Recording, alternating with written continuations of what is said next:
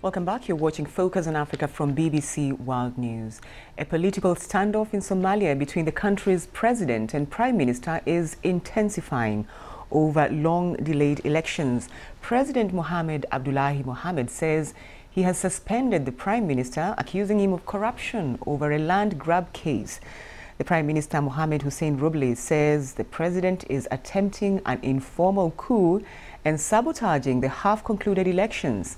Our senior reporter Bella Shego has sent this report from Mogadishu.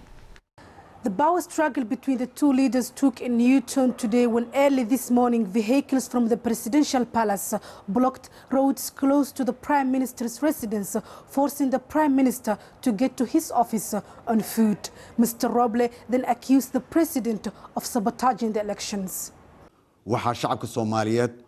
I would like to make it clear to the Somali people that the Somali federal government will be in charge during the transition period, and I therefore give order to all Somali national forces to work under the command of the Office of the Prime Minister from today. And former President Mohamed Abdullahi Farmaajo is no more than a presidential candidate, so therefore he should stand aside.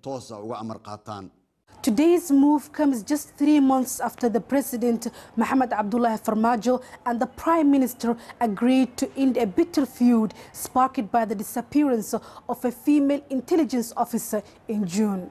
The fear now is that today's development will only deepen the political crisis and could trigger clashes between the forces loyal to the two men, such as the ones in Mogadishu in April when President Mohamed Abdullahi Farmaajo unilaterally extended his 4-year term by 2 years. Bella Shego, BBC News, Mogadishu. Well, Professor Afiare Elmi is an executive director of Heritage Institute for Policy Studies. He joins me now from Dubai. Thanks for taking time to talk to us. We got some news some hours ago that Somalia's Prime Minister has ordered all security forces to take orders directly from him. Who's in charge in Somalia?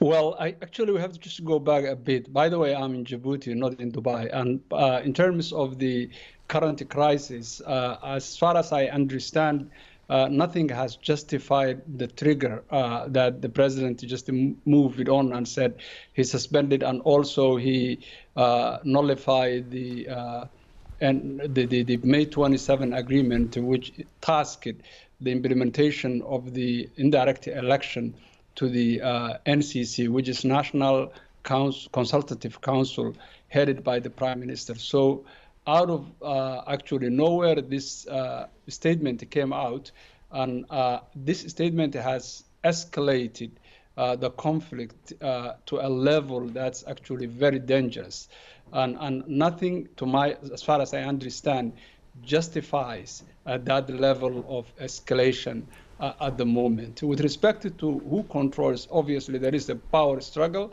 and that power struggle is still ongoing. And as far as I understand, there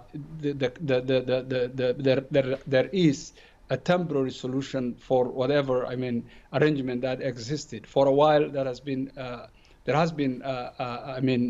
ambiguity of who controls. But regarding the current crisis, I think it's a level that we have not foreseen.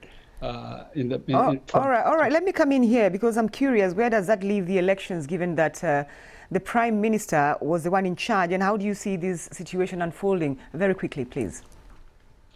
Well, I think there are way out. At least there is a way out, to my understanding. But the cooler heads must prevail, and the situation has to be de-escalated. Then there can be a very simple solution. We have to go back to the status quo prior to 48 hours, where the situation was about 2 days ago. And the NCC must continue leading the election, and they have to respect the the September 17 agreement that the president actually is saying that has to be respected. Okay. That is where the political problem is. This whole thing that is just currently going on is a sideshow. All right. Professor Afiare Elmi, thank you very much indeed for taking time to talk to us. Thank you.